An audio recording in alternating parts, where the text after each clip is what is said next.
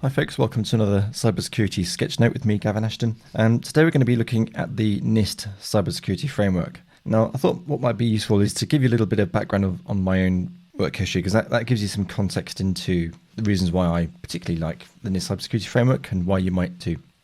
So I started my career as kind of the operations guy, okay? So, maybe I was doing things like managing the identities in Active Directory, for example. Maybe I was applying things like group policy controls to do things like, apply the principle of least privilege. Maybe I was involved in looking through sort of event logs.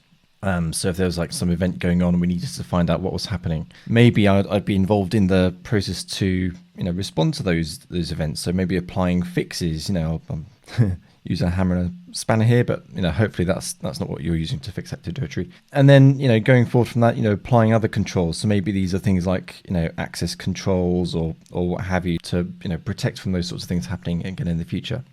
So that was kind of in my first role, and then from there you can move on. And you go through other sort of roles, I went through sort of various operational and consulting roles before landing at Stealth Bits. But, in each of these places, maybe each of those things that I did back in the first role, they're all kind of features. And maybe in some places, they're more mature than others in different ways. Maybe some places were stronger in one area than the others. But, all had these sorts of features. And then at one particular role, if you think about your journey through on a timeline, your journey is sort of interspersed with, you're finding out bits about other teams in the organization, maybe different bits of process involved, and maybe there's like some program of work to deliver some sort of project or what have you.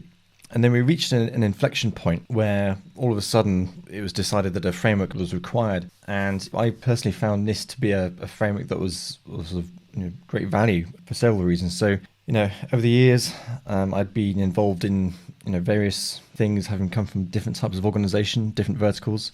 So, we had things like SOCs, we had government level kind of frameworks, and different sorts of features and pros and cons to each of these sorts of things. But all of a sudden, with the event of ransomware, it was no longer about sort of dry, sort of business-driven compliance, security features that just exist on paper.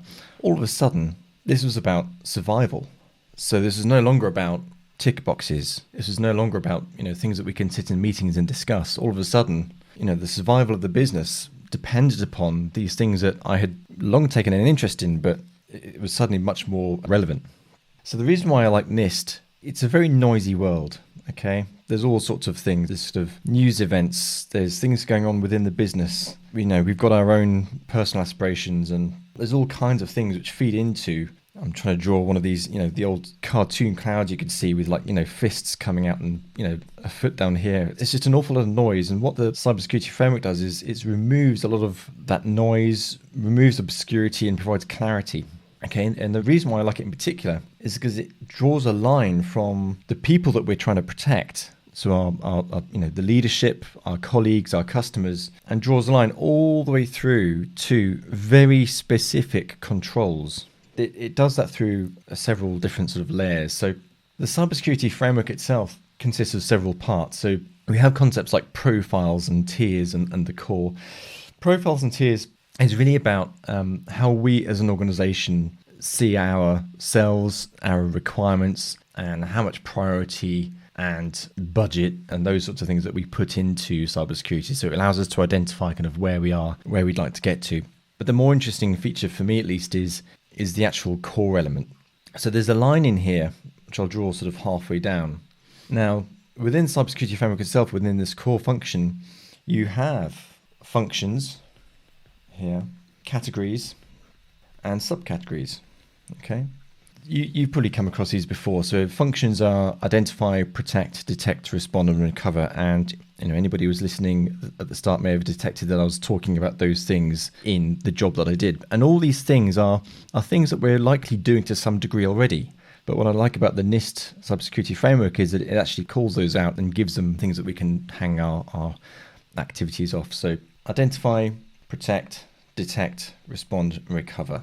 And then those are further broken down into then subcategories, which are then broken down into further subcategories. Now, I'm not going into names here. Now, you can go to nist.gov/cyberframework And all that information is presented in beautiful clarity right there for you. But just for the purposes of this sketchnote here, the thing I like about the cybersecurity framework in particular is the fact that it links to other cybersecurity frameworks. So whether you're talking about CIS or COBIT or ISO or NIST, and yet the NIST SP controls, it provides what those controls are. So it gives you references to go to wherever you want to be. So let's say this is the NIST SP 853, for example. It'll say go and look at these controls here, which are then broken down into further very, very precise definitions.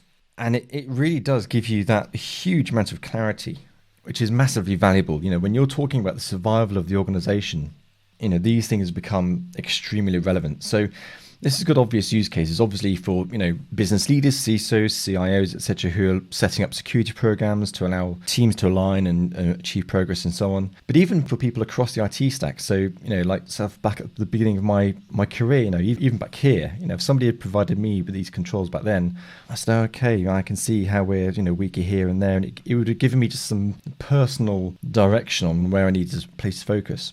So that's a quick rundown of why I particularly like the NIST cybersecurity framework. I hope you found that useful, and I hope you use it to progress your own maturity in your own organization. Thank you very much, and goodbye.